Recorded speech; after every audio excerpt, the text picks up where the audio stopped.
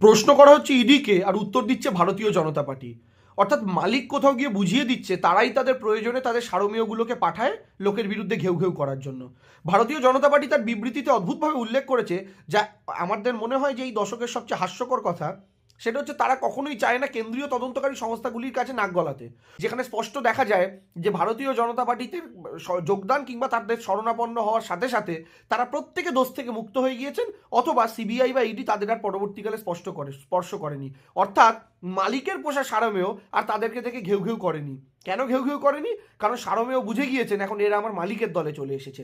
আজকে ভারতীয় জনতা পার্টি এবং ইডির তরফ থেকে বলা হচ্ছে যে গোটা ভারতবর্ষ জুড়েই তো তদন্ত চলছে, তার পার্ট হিসেবে পশ্চিমবঙ্গে যাওয়া হয়েছে। আর তার পার্ট হিসেবে পশ্চিমবঙ্গে মনে পড়লো ইলেকশনের 3 মাস আগে আমরা বারংবার বলেছি দুর্গাপুজো আসছে বোঝা যায় কাশফুল ফুটেছে দেখে, দুর্গাপুজো আসছে বোঝা যায় বীরেন্দ্র কৃষ্ণ ভদ্রের কণ্ঠে মহালয়া শুনতে দেখে, আর ইলেকশন আসছে কখন বোঝা যায় ইডিআই সিবির দৌড়ঝাঁপ দেখলে, ভারতীয় জনতা পার্টির তৎপরতা দেখলে।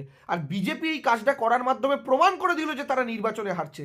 কারণ যে রাজনৈতিক দল তার মাটি শক্ত হয় সে কখনো অসৎ উপায় অবলম্বন করে ভোটে জেতার চেষ্টা করে না।